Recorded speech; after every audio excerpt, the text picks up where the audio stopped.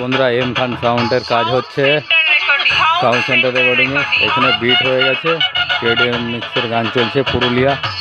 তো গানটা অফ করছি, বেশি শোনাবো না।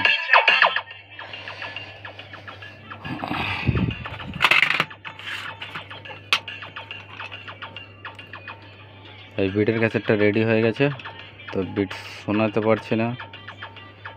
কিছু ইউনিক বিট স্টক রয়েছে, আর একটা আলাদা রয়েছে, 2 বিটে দুটো দিয়ে রয়েছে।